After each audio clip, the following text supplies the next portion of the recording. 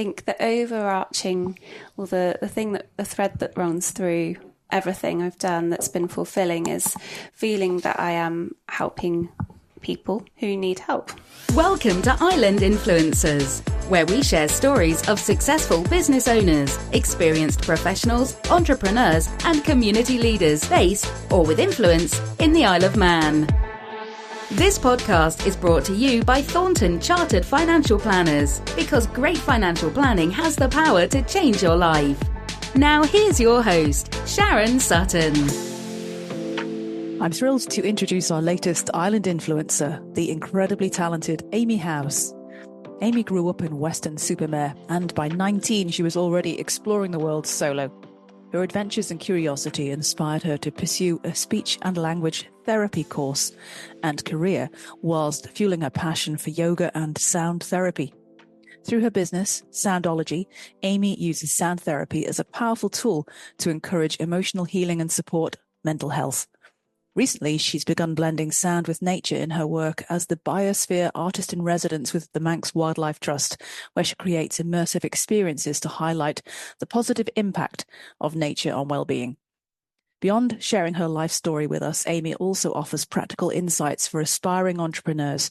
She opens up her love for the Isle of Man and its beauty, and how she maintains balance in her own life through her wellness practices.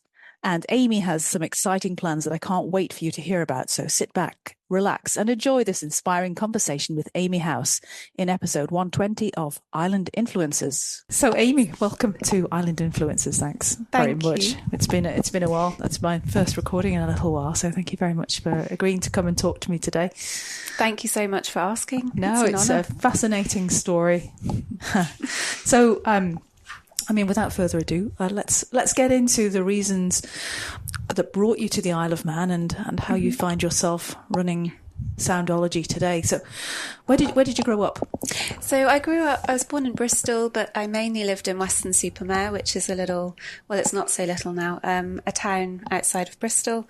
And my parents were very much into walking and being outdoors, so we used to go camping and just be out in nature a lot, doing a lot of activities like walking and karate and pony club and those sorts of things, really, growing up. So that was amazing. I was very lucky. And I was lucky enough to get into Bristol Grammar School when I was 11, and then Lucky already, yeah. Lots of extra study while I was at primary school to get there, but it was worth it. It's funny that the harder you work, the luckier you get, isn't it? Somebody said that. Well, yeah. So I spent a couple of years there, and I very much enjoyed it. It was like I had a lot of opportunity there at the school. And then I had to leave. My parents' financial situation changed, which meant that I wasn't able to stay there anymore. Oh dear. It was a big learning curve for me in terms of, I suppose, the opportunity that can come with more finances. And so then I moved to a state school, which was also really great and I really enjoyed. But it was quite a transition between the two. I bet. So what happened? Did you go to university? I did. So I went to University College London after a couple of years out after college, and I couldn't decide what to do. I knew I wanted to do something where I was helping people, thinking about nursing, perhaps medicine, but nothing was really sticking for me.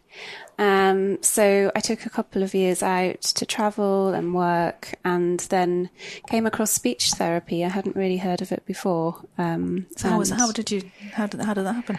Actually, a family friend had a stroke, and she needed speech therapy, so I kind of was a bit curious as to what that was, and then thought it sounded pretty amazing, and then went to a hospital and did some shadowing and really enjoyed being in the hospital environment. And that was in the UK? Yes. And that was just after you left school, was it? Yeah, it was after travelling. Okay. So yeah. All right. So there was a bit of travelling. So you were able to take some time, and yes. Where did you get to?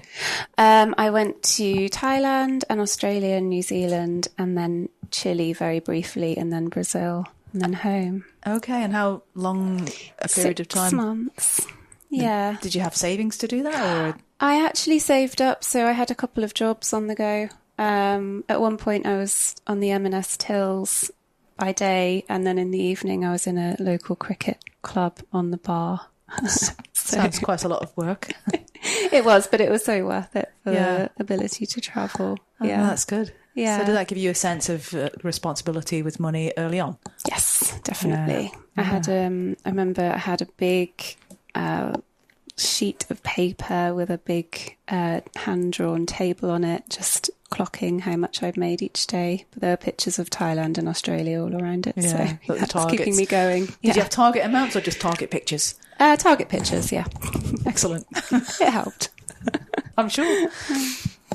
So you went off for a couple of years, and do you think when you were abroad, did anything appeal to you then? What do you think sparked the interest in speech therapy before that, or was it just the friend who'd? Yeah, I think it was looking into alternatives to nursing and medicine, and speech therapy I just wasn't really aware of. I think it's, as an allied health profession, it's not one that gets as much publicity, or it didn't then, as much as physio or something like that. So yeah, I didn't know about it until the friend had a stroke. And did you get into healthcare right then, or had you already enrolled on a nursing course? No, I was just trying to decide. I hadn't been involved with healthcare until I started speech therapy. Right, okay. Yeah. So what was the pathway for you then to get into that? Into speech therapy? I needed a couple of science A levels, which I had, and work experience, and then it was an interview process to get into UCL, and I needed just to show that I had some work experience in the hospital. Right. Yeah. And how long was that course that you did? It was 4 years. Yeah, full-on degree course. It was a full-on, felt like, compared to a lot of the other uni courses where they were in for a couple of hours a day, we were full-on long days most days. So yeah, it was a brilliant degree, but very challenging. Yeah, you don't get many degree courses like that, to be fair. Yeah, that does sound like hard work. Well done. Thank you. I enjoyed it. So when you came out of that, where was your first role? What did you do? So my first role was actually in Hackney in London, and I worked at a hospital called Homerton Hospital, and I was on a rotational post, so I had a few different roles while I was there. So I started off on the stroke unit, and then had a little bit of time working on the acute wards.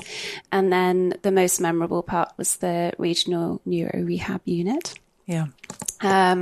Where it was a longer term inpatient rehab unit for people who had acute brain injuries that required longer term support.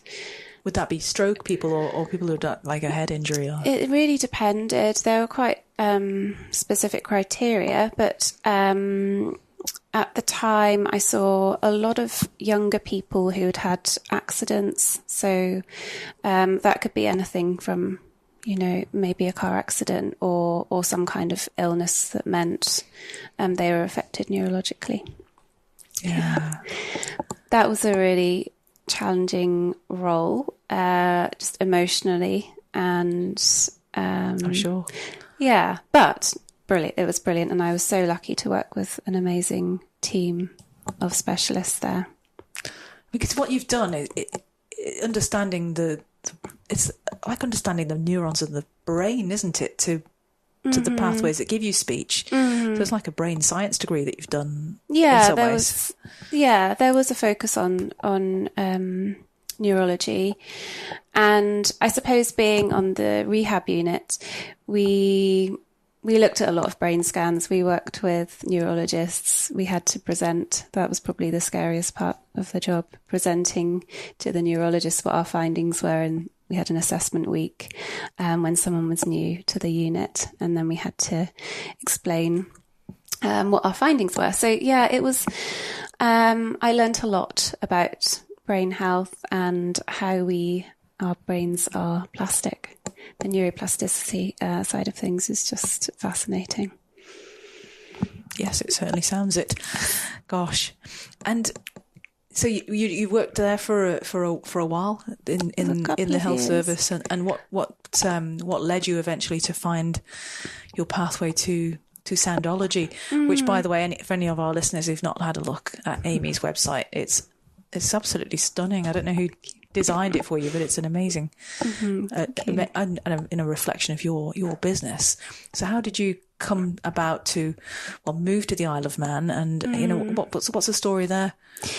Yeah, so I worked for the health service for a long time. So it was I locumed in London and in Bristol in the end as well. So I was probably in the health service, I think it was 10 years before I came here. Or maybe I think it was probably my 10th anniversary while I was here, actually. But I moved to the Isle of Man because I was looking for locum work, and I was called up one day when I was living in Spain teaching yoga by my locum agency, and they said, "Do you fancy moving to the Isle of Man?" And I kind of said, "Where?" I've not heard of that place before. No. You're not a motorcycle fan then?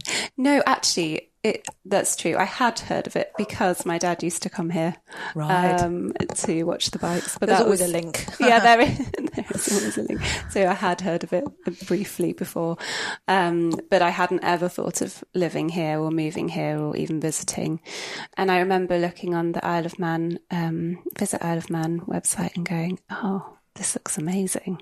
It does. Been like craving those videos. Yeah, I've been craving nature and just being near the sea. I'd wanted to live up by the coast for a long time, so it kind of felt like a no-brainer to give it a try here. So I ended up here. In my mind, I thought I'd be here for a month, and we're 6 years in now. So I guess I really fell in love with it here, and also met my boyfriend while I was a few months in to living here. So that's been another reason for staying on the island. Yeah, that's helpful. Yeah. So what role did you end up locuming as a speech therapist at Nobles, presumably? Yes. Okay, and then Soundology was born from that. Soundology developed over many years. I think I trained to be a yoga teacher when I was living in Bristol. So I think that was 2017. I really, really love sharing yoga with people because it's really helped me through a lot of challenging times in the past, and I feel that it's a great way to connect people to themselves. I know, where do I sign up? Yeah, it's a lovely way to just really tune into your needs and to make sure that you're giving yourself a bit of you time. So I trained as a yoga teacher, continued with speech therapy for a while, and ended up teaching yoga in Spain. And I was living on a retreat in the mountains for a few months. In Spanish? No, in English. Okay, so it's like yoga, the language of yoga, like being a pilot. It's all British. Yeah. Well, we had mainly English people coming out to the retreat centre. Right. So there were some Spanish-speaking people there, but mainly. My Spanish didn't improve much while I was living there, sadly. Well, you're okay now. Yeah. And before that, I came across sound baths when I was living in London. So anybody who doesn't know what a sound bath is, why don't you create us a visual picture of what that looks like? Okay, a visual picture. Well, a sound bath is I refer to it as an immersive sonic experience. It's known as a form of lazy meditation. So if you've ever meditated, you'll know that you usually focus on something like your breathing or sensations in the body. And with sound baths, you don't have to do anything at all if you don't want to. You can simply come and lie down, get comfy under a blanket, and allow yourself to be immersed in the sounds. And studies have shown that in a sound bath, you can get similar benefits to when you're meditating, when you're an experienced meditator, actually, where you move into slower brainwave states that are really beneficial for your well-being and for deep rest and relaxation. So for a non-meditator, yes, could it be a transition, a pathway into full meditation to being able to do it? Yeah. But in today's busy life, it sounds really for me, it feels difficult to still my brain to do that meditation. There's always something going, oh, well, I better hurry up and finish the meditation. I've got this, and this to do. Yes. And when you come along to a sound bath or you listen to one online, you actually are dedicating that time to yourself. And you don't need to try to do anything. You can allow thoughts to come and go. And if you move deeper into that relaxation, then thoughts will naturally fade. And so it is a brilliant way for people to get into meditation, for those who do find it difficult to switch off, and for people who are really curious about meditation but are unsure about the more traditional forms. Then it's a lovely, accessible way. You can be seated or lying down, and you can have your eyes open or closed. It really is for everybody. I love it. Yeah, well, that's handy. So I've seen as well from your site, you do some pretty interesting locations. It's not just in a room somewhere. No. So go on, paint a picture for us of where you would be in some of your sessions. So when the weather is favourable, I've done some amazing outdoor sessions. So the most recent ones have been in Ballaglass Glen during the bluebell season. So people just cozied up next to a log and just allowed themselves to go to a meditative state with the sounds of nature behind the instruments that I play. So I play the gongs and crystal bowls and percussion, and just that mixture of nature with sound just moves people to another dimension. And it's a really moving experience, actually, to really connect to nature, to really feel nature and not just be in it, to interact with it through sound. Yeah, so powerful. And would you lie on the grass, or would you lie bluebells on a rug or something? Yeah, so with the bluebells, we had to be really careful. So we were just literally leaning up against the log. Right. So we didn't damage any of the bluebells. But for example, in the lavender field this summer, we positioned yoga mats in between the lavender bushes, and so people could lie down. Well, yeah, the bees were just really dozy, and didn't bother us at all, because that was my concern actually before. But no, they just added to the soundscape, but they didn't bother anyone. They typically don't, bees. They're more interested in getting back to the hive. True. Yeah. So, yes. You've done someone on beaches as well, though, right? Yes. Starlight ones? And I did one most recently in Port Erin, next to the amazing sauna there and hot tub. So we combined it with the sauna experience down there. Did you have it all to yourself, or was there some sort of, I don't know, bachelorette party or something, stag party, and no, you weren't rotating with anybody that was noisy or No, it was quite early in the morning before on a Sunday, so it was pretty quiet. Yeah. So we just had the sound of the waves with the instruments. That sounds amazing. It was beautiful, and then people went for a sauna afterwards. So it was just a lovely, lovely way to be in nature without feeling like you have to do anything, like walk. You could just be. It's just a lovely grounding thing to do. Yeah.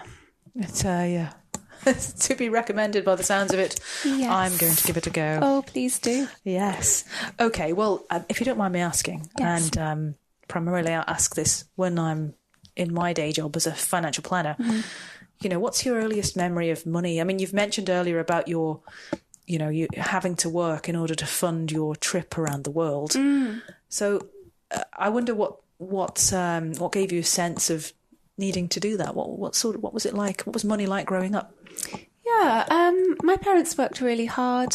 They had all sorts of different jobs while I was growing up. They had their own businesses at times. They worked for other people. So I saw that there are a lot of different ways to make money. And well, you mentioned you had to move school because of financial circumstances. Yeah. I mean, do you remember how that felt? Or it was difficult. I think I suppose the focus for a lot of my primary school years was on passing the 11 plus exams to get into the private school. And so, yeah, there was a lot of, I think I was quite disappointed because that work had gone in. And at the time when you're that age, you don't realise that nothing's wasted. And all of that education that I had was still so valid. And actually changing schools just opened me to a different world in terms of I was around a lot of different children at that age that I wouldn't have met if I'd stayed at the private school. So I think I've got friends now that I met when I moved schools, and yeah, it was a difficult transition, but I can see the benefits that came from it now. It's it's definitely showed me the value of money, but also that money isn't everything. No, that's so true. Mm-hmm. So that actually moves me on to the meaning of the word rich or wealthy. What does that mean to you? Yeah, so to me, being able to be around people that I love in places that I love without the financial worry is being wealthy. So money certainly isn't everything, but it does open doors to opportunity. Alongside that, community and family are everything, and they come first for me. And my mission or my vision for the future is growing Soundology and being able to give back. So yeah, growing and having an impact through the business for people who maybe are less fortunate or need a bit of a leg up with their own businesses, for example. That would be that is my aim. That's lovely. Thank you. So all the things you've done so far, what's given you the most fulfillment? Will it be Soundology? It's a really difficult question to answer, and I think when I was thinking about this question, I found it really multifactorial. I think the overarching, or the thread that runs through everything I've done that's been fulfilling is feeling that I am helping people who need help.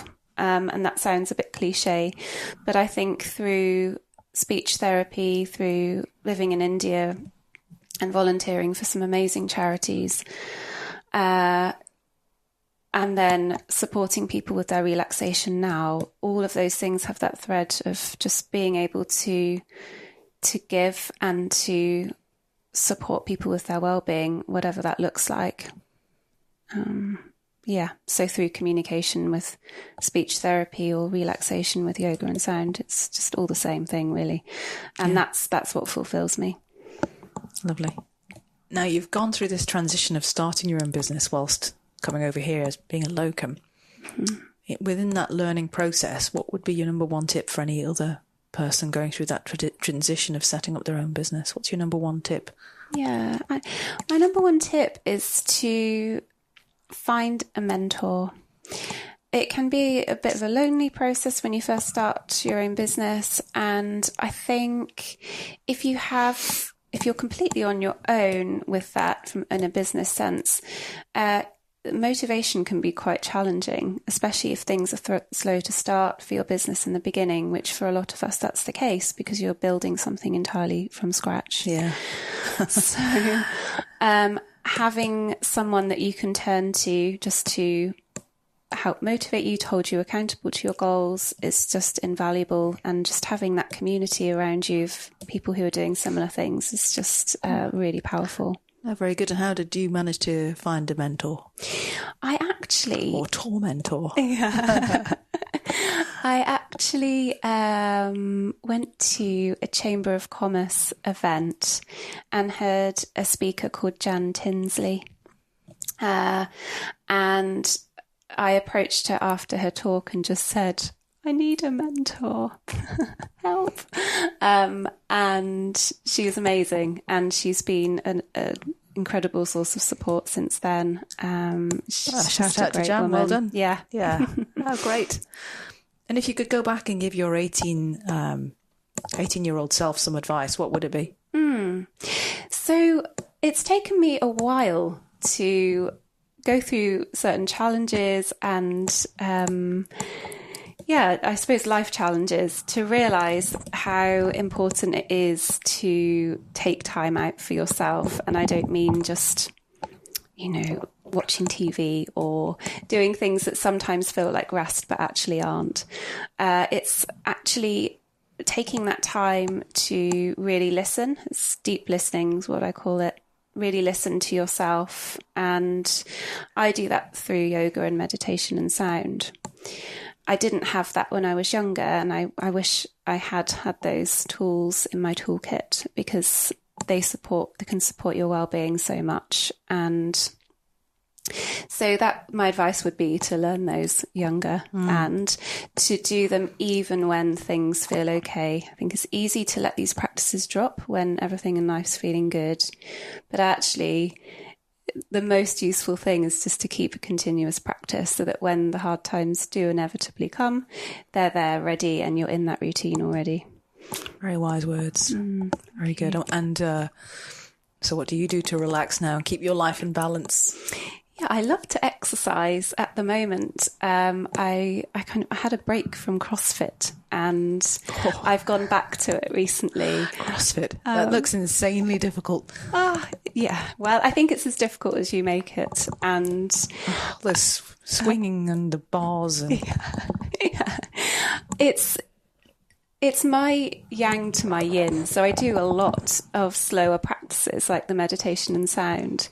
And I found that I just wanted a bit of the yang, the other side. And so alongside my relaxation practices, I do CrossFit and walk the dog as well, which I also love. I have a collie, so she keeps me on my toes. Yeah, I'm sure. And I read that you were also involved with Manx Wildlife Trust. I mean, that's that you seem to be doing quite a bit with them. And is that part of relaxation, or is that an extension of Soundology? It's an extension of Soundology in that I've been appointed as the Biosphere Artist in Residence with Manx Wildlife Trust. Oh my goodness. Funded by the Arts Council. Yeah. I'm so excited. I only started in October with Manx Wildlife Trust. So only a month. Right, so brand new days, and that sounds like an exciting future. My goodness, we would normally cover that at the end. Well, what do you plan to do next? No, but that sounds amazing. Well, let's talk about that a little later. Okay. But I mean, so what do you think about what the best things about living on the Isle of Man? I think firstly, personally, for me, I love being near the sea. I just love being When you said before surrounded. You wanted to live by the coast, but some people have a very different idea of living near a coast. The Amalfi Coast. Yes. The Mediterranean coast. Yes, I love the wildness of it here, actually. And the fact it isn't just all sandy beaches. And I mean, some days I would love just all sandy beaches and hot sun, but just the diversity of the ecosystems that we have here, and being in a UNESCO biosphere. I mean, how lucky are we to live in an area that's a whole biosphere? It's, I think, the only place in the world. So it's just for me, it's a dream come true to be that close to nature and to be surrounded by beauty in the natural world. Yeah. And any particular challenges you found? You know, do you need to get off the island regularly, or I mean, what particular challenges have you come across? I do find it challenging when with transport here. I think it's felt more difficult to get off the island, see family and friends, and yeah, that is something that I would love to change about the island if I could. Just the ease of getting on and off the island would be, top of my list. I guess if more people come to live here, then the demand will be met by a supply, I suppose. One brings the other usually. Yes. Any solutions or opportunities you could see? In terms of transport, that's definitely not my area of expertise. Something else that something else I feel quite passionate about is preventative healthcare. So doing these things, even with Soundology and prioritising your relaxation, it really has positive knock-on effects for your well-being. If we're in a chronic state of stress, that's going to likely lead to other health conditions in the future.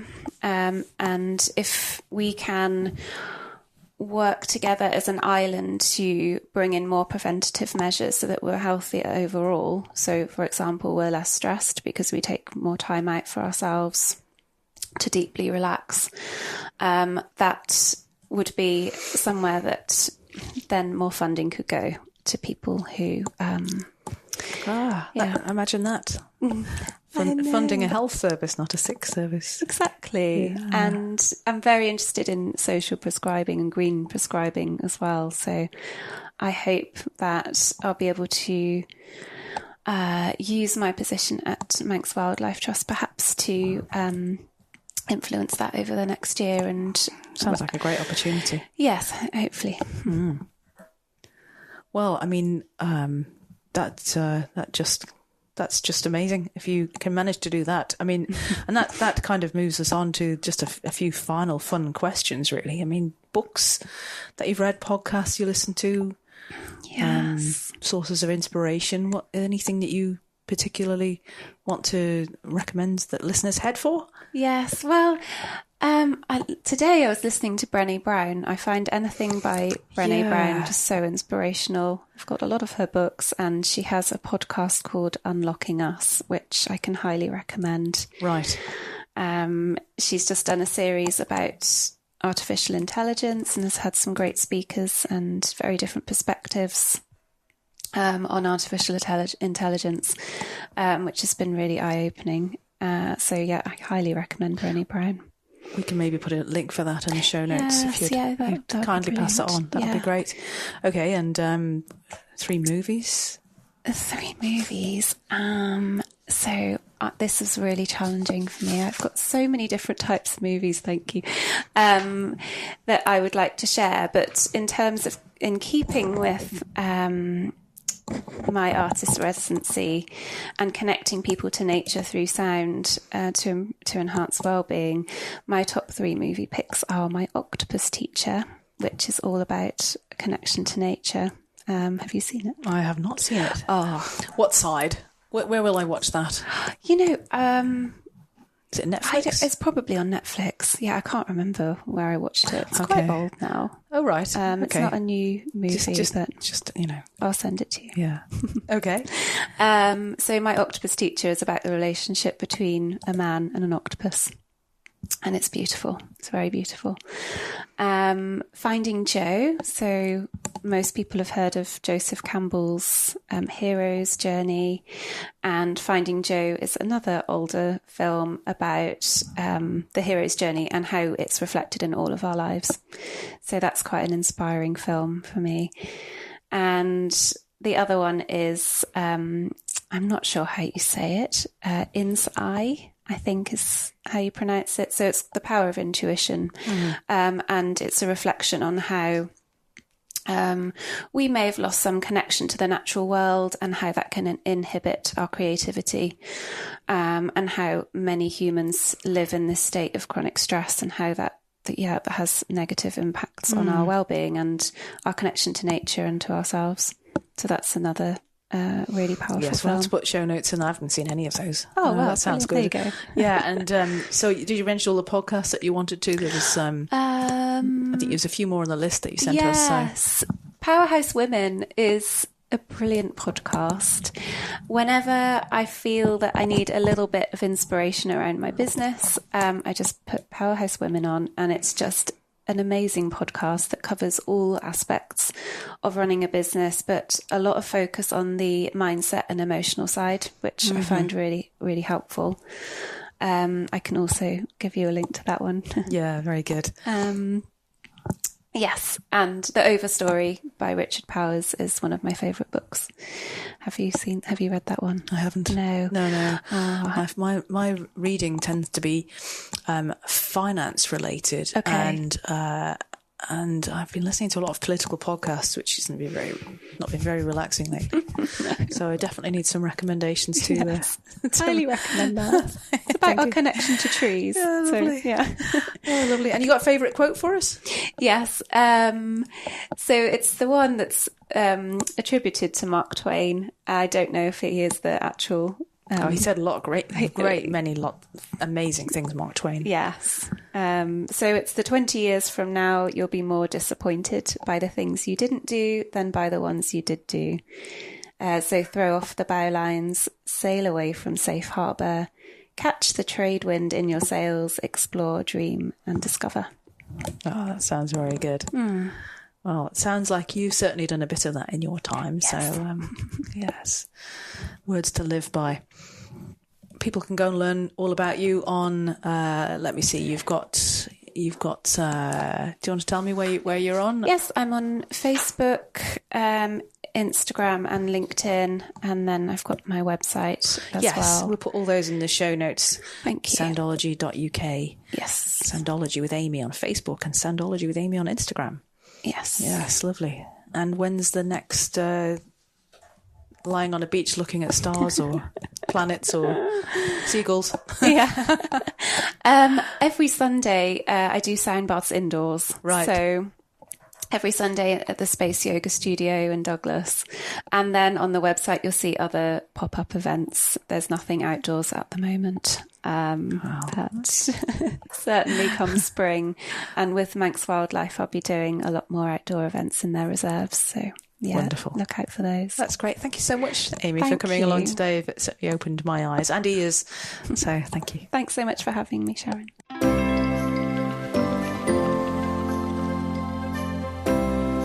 Thanks for listening this far. I hope you found this episode to be valuable. If so, I'd like to ask you for a small favour.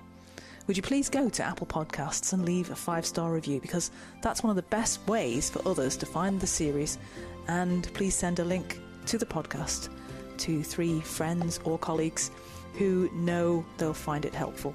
That way we can spread the word about how great a place the Isle of Man is to live and work, and help spread some positivity. Thanks again for tuning in and being part of our great community. I'll see you next time. Island Influencers is a fortnightly podcast. Make sure you don't miss the next episode by clicking the follow button on your podcast platform. A big thanks to the producer Catherine Watts from Social Cues and editor Martin Bamford at Bear Content, and thank you for listening.